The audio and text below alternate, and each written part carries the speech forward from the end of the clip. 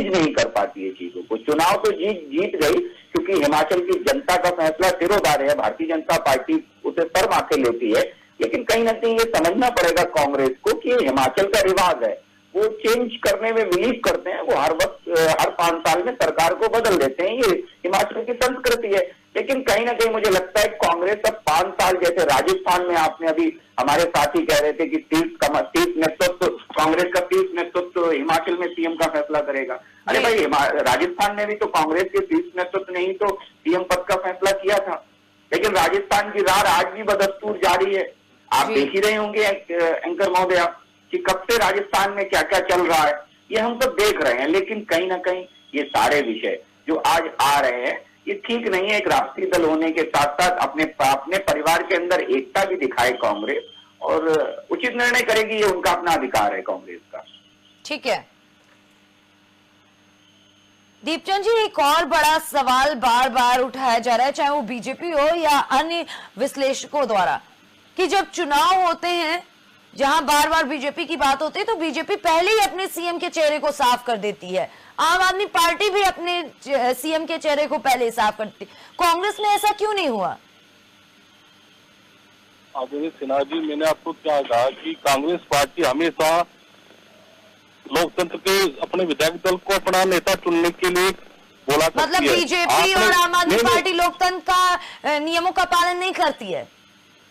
देखिए, इन्होंने जिस मुद्दे पर लड़ा था, इन्होंने जैसे जिनके जयराम ठाकुर है, तो उन्होंने हिमाचल में इसके मुद्दे पर इलेक्शन नहीं लड़ा। इन्होंने जयराम ठाकुर के चेहरे पे इलेक्शन नहीं लड़ा, इन्होंने तो मोदी जी के इलेक्शन पे लड़ा। इन्होंने वहाँ की जो जनता की जो मूल समस्या, उनके समाधान के लिए इलेक्शन नहीं लड़ा। इन्होंने जो 30-70 के लिए इन्होंने वहाँ पे वोट मांगे, और वहाँ से तो आपने देखा होगा कि जयराम जी का चेहरा ही गायब कर दिया था पोस्टर से, और मोदी जी आते हैं, एक तरफ तो अरे हटा दिया। कोविड में जो जिनके जो प्रदेश अध्यक्ष थे, जिन्होंने घोटाला करा था, उन्होंने पीपी किट की जगह रेनकोट पकड़ा दिए। तो ये देखिए, इस तरह कांग्रेस पार्टी के अंदर नहीं चलता है।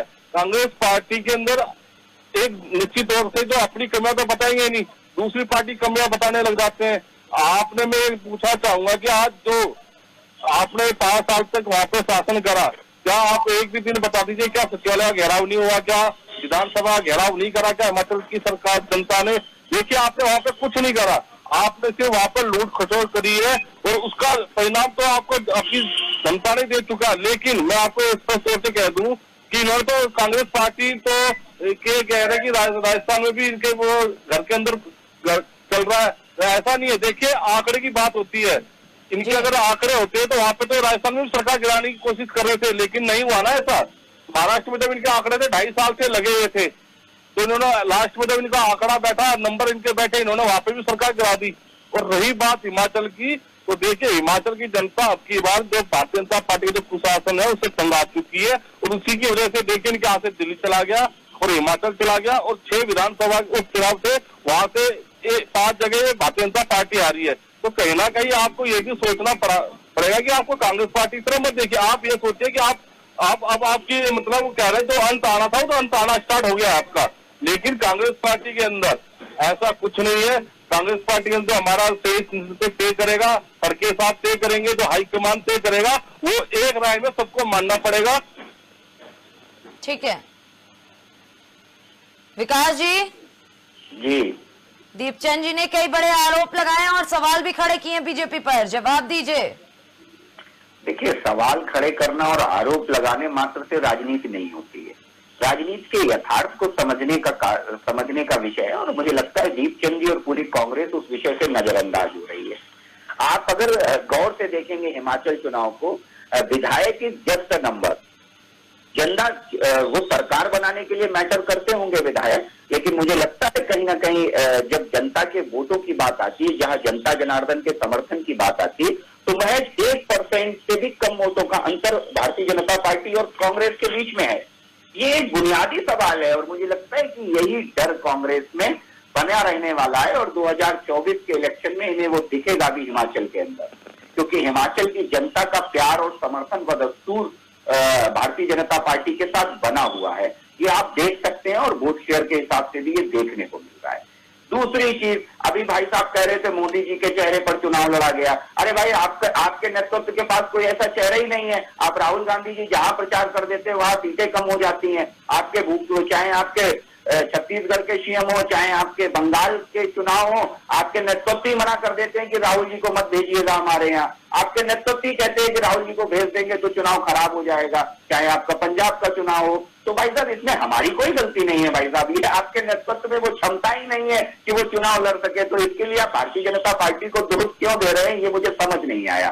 दूसरी चीज, कहीं ना कहीं मुझे लगता है कांग्रेस पूर्वाग्रह से ग्रसित पार्टी है। कारण कि अपना चुनाव रिवाज के बल पर जीत लेना मात्र ही चुनाव में जनता की लोकप्रियता का पैमाना आप नहीं मान सकते। क्योंकि अगर लोकप्रिय होते तो हमारा देख लीजिए आप गुजरात का चुनाव, कि आज 30 साल बाद भी गुजरात की जनता ने भारतीय जनता पार्टी पे भरोसा जताया। अरे भाई बताएं कांग्रेस के साथी हमें कि इतने लंबे समय तक आज तक कोई पार्टी किसी राज्य में सरकार में रही है क्या? कांग्रेस बताए मुझे, जिन्हें पहले ही दिन से भारत की सत्ता पर राज करने का अवसर मिला, जिन्होंने राजशाही को विकसित किया इस देश के अंदर, लोकतंत्र के अंदर, वो मुझे कांग्रेस के साथी बताएं क्या किसी राज्य में कांग्रेस की सरकार लगातार 30 साल और 35 साल रही है क्या? नहीं रही है। यही कांग्रेस का दोहरा चरित्र, और कांग्रेस जानती है कि कहीं ना कहीं उनका अब डाउनफॉल नहीं, कांग्रेस मुक्त भारत जो नारा था वो अब अभियान बन चुका है और जनता परिवार मुक्त आंदोलन में प्रतिभाग कर रही है। आप परिवार के जंजालों से अगर मुक्त नहीं होंगे तो जनता आपको लोकतंत्र में मुक्त कर देगी चुनाव से, ये विश्वास के साथ मैं कह रहा हूं। दूसरी चीज, जहां तक हिमाचल की बात रही, तो हिमाचल में विकास हो चाहे जनता के बीच जाने का काम हो, भारतीय जनता पार्टी के एक एक कार्यकर्ता ने वो किया है। और मुझे ये दिख भी रहा है कि जिस तरीके से जनता ने वोट प्रतिशत के रूप में हिमाचल में हमारे ऊपर प्यार न्यौछावर किया है, तो मैं इस पे कतई दो राय नहीं करता। सरकार भले ही कांग्रेस बना रही हो, लेकिन हिमाचल वासियों के दिलों में आज भी नरेंद्र मोदी, आज भी जयराम ठाकुर और अनुराग ठाकुर बसते हैं, जिसमें कोई दो राय नहीं। ठीक है दीपचंद जी। दीपचंद जी, हाँ जी बोले मैम। रखिए अपना पक्ष।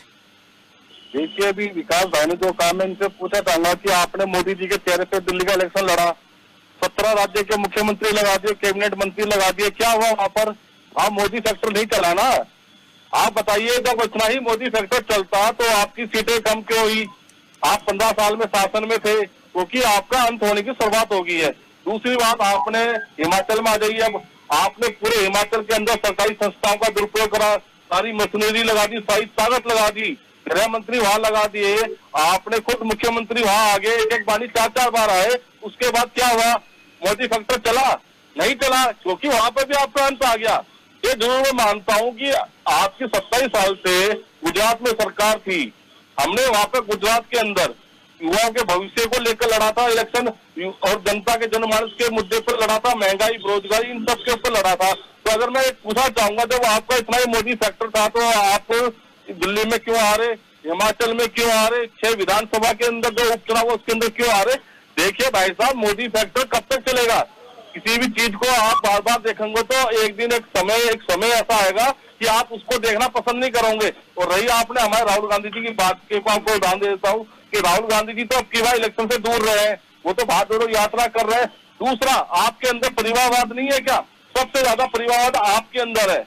आज गृह मंत्री का बेटा आपके पार्टी के अंदर, अनुराग जी आपके पार्टी के अंदर, उनके फादर वो भी देखिए मुख्यमंत्री थे। आज जितने भी जो है दिल्ली के अंदर, साहिब सिंह वर्मा का लड़का परेश वर्मा हुआ आपके अंदर, सबसे ज्यादा परिवारवाद तो आपके अंदर है। विकास जी, ये पहले आपको सोचना पड़ेगा, क्योंकि आपके पास गांधी परिवार के पास उनको बर्बाद करने के लिए, उनको डैमेज करने के लिए और कोई उदाहरण नहीं रहता, इसलिए आप परिवारवाद करते हैं। लेकिन अगर मैं ये पूछना चाहूंगा कि अगर भारतीय जनता पार्टी ने गुजरात मॉडल अगर इतना ही सक्षम होता तो वहां की सुप्रीम कोर्ट और हाई कोर्ट ने आपको फटकार नहीं लगाई होती कि मोरबी में के अंदर इतना बड़ा भ्रष्टाचार हुआ, एक व्यक्ति सस्पेंड नहीं हुआ। आपका लता कांड, जिसमें देसी शराब के अंदर 200 आदमी मर जाते हैं, ISP बनती है, एक भी व्यक्ति अंदर नहीं जाता है, पेपर वहां पर लीक होते हैं, गुजरात में SIT बनती है, उसका कुछ आता पता नहीं है।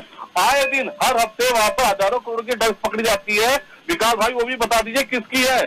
कोई सा न्यूज चैनल उसको दिखाता नहीं है। वो अरबों करोड़ों रुपए की ड्रग्स जाती कहाँ है, किसके इशारे पे काम हो रहा है, उस पर आप नहीं बोलेंगे। अगर गुजरात मॉडल में इतना ही होता, तीसरी मंजिल के अंदर सूरत में आग लगती है, जहाँ 24 बच्चे जल के मर जाते हैं। तो गुजरात मुड़े में फर्स्ट फायर ब्रिगेड नहीं होती है उसको आग बुझाने के लिए, और आप गुजरात मॉडल की बात कर रहे हैं। ऐसे गुजरात मॉडल की हमें दवाई मत दीजिए। गुजरात मॉडल के अंदर 600 स्कूल माननीय प्रधानमंत्री जी ने बंद कर दीजिए, तो उससे आप नहीं बोलेंगे। देखिए, आपको तो एक ही चीज पता है कि हमें तो बस मोदी जी के नारे को लेकर चलना, मोदी जी का झंडा उठाना। अरे आज ये देखिए देश किस ओर जा रहा है, उस पर विचार नहीं करेंगे, महंगाई पे विचार नहीं करेंगे, बेरोजगारी पे नहीं करेंगे, युवा बेरोजगार उस पर नहीं करेंगे। आपके प्रधानमंत्री ने कहा था हर साल 2 करोड़ नौकरी दूंगा, आज 8 साल हो गए, 16 करोड़ नौकरी का हिसाब दे दीजिए। है आपके पास जवाब? आज अर्थव्यवस्था देखिए कहा। ठीक है दीप्चंद जी, जवाब ले लेते हैं विकास जी से। 10,000 करोड़ का कर्जा था, आज 40 लाख करोड़ का कर्जा आपने छोड़ दिया है, उस पर आप नहीं बोलोगे। देखिए आज मोदी सरकार जनता के लिए काम नहीं कर रही है प्रभु। जब जनता व्यापारी बन जाए तो जनता को लूटना तय है। आज सरकार आपकी अंबानी अंबानी के सारे में काम कर रही है, ये आपको समझना पड़ेगा। दीप्चंद जी, ये चर्चा परिचर्चा है, थमिए जरा, विकास जी से जवाब लेते। विकास जी जवाब दीजिए। उन्होंने कहा कि आपके पास जवाब नहीं है, क्या वाकई बीजेपी के पास जवाब नहीं है? जी, मुझे लग रहा है कि दीपचंद जी को मैंने पहले ही कहा पूर्वाग्रह से ग्रसित है। जनता इन्हें जवाब पे जवाब दिए जा रही है। जो कभी भारत की सबसे बड़ी पार्टी होती थी उसका राष्ट्रीय तमगा भी खतरे में बढ़ता चला गया। तो मुझे लग रहा है कि जनता जवाब दे रही है, लेकिन कांग्रेस के कानों में जीव नहीं रेंग रहा है। अब भारतीय जनता पार्टी का जवाब, जनता आपको जवाब दे रही है। हमारी 3 जगह सरकार भाई जी, 3 जगह सरकार चुकी है। आपने बहुत कोशिश करी गिराने की, नहीं गिरी ना सरकार। आपके पास महाराष्ट्र में आपके पास डिबेट है। एंकर महोदय इन्हें बताइए, डिबेट है भाई, ये भिंडी बाजार नहीं है, डिबेट का है भैया। अरे भिंडी बाजार नहीं, आपको बता रहा हूँ, आपसे मुद्दे पूछ रहा हूँ। डरिए मत, ऐसे ही जैसे आपके राहुल गांधी चुनाव प्रचार से डर जाते हैं, ऐसे ही आप डर गए। आप डरिए मत, सुनिए मेरी बात। जिस गुजरात मॉडल को लेकर के बात की, मुझे कांग्रेस के लोगों से हैरानी होती है। 77 सीटों वाली कांग्रेस 2017 में 77 सीटें आती हैं गुजरात के अंदर, और 20 सीटें भी नहीं आ पाती हैं। 15-16 सीटों पर समिट के रह गई आज कांग्रेस। लेकिन कभी आत्ममंथन नहीं करेंगे, ये नहीं आत्ममंथन करने की कोशिश करेंगे कि जनता के बीच भारतीय जनता पार्टी की लोकप्रियता बढ़ती जा रही है और कांग्रेस की गिरती जा रही है। ये एक आत्ममंथन का विषय है और कांग्रेस के लोग इसको नहीं समझेंगे, ये मुझे उन पर पूरा भरोसा है। दूसरी चीज, जो मोरबी घटना का जिक्र किया, आप समझिए मोरबी को प्रोपोगंडा बनाने से ना कांग्रेस ने कोई कोर कसर छोड़ी, ना आम आदमी पार्टी ने कोर कसर छोड़ी। लेकिन हुआ क्या, आप समझिए, होता ये है कि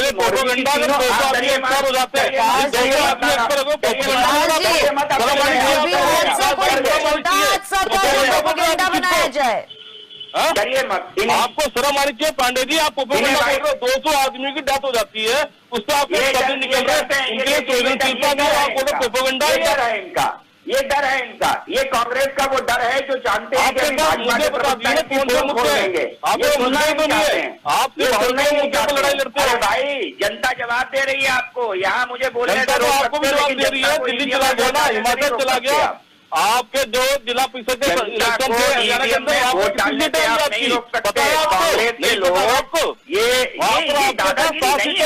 डिबेट है। एंकर समझाइए, एंकर महोदय इनको बोल लीजिए भाई, बोल लीजिए। हमारे पास अधीरता का परिचय नहीं, हम धीरजवान व्यक्ति हैं। हम आपके मोदी का गुणगान करने के लिए और कुछ नहीं है। अभी जिला परिषद के इलेक्शन हुआ है हरियाणा के अंदर, कितने वोट मिली आपको? आदमी अपनी पार्टी 5% वोट पड़ी आपको। मोदी फैक्टर, मोदी फैक्टर होता है तो आप शर्म आनी चाहिए आप लोगों को। शर्म आनी चाहिए, 200 वोट की प्रोपेगेंडा भाई। आपके अंदर हिम्मत होती है तो उनको अंदर करते आपने कुछ कार्रवाई करी। आज हजारों करोड़ का पकड़ा जाता है, किसकी जिम्मेदारी है? सरकार किसकी है?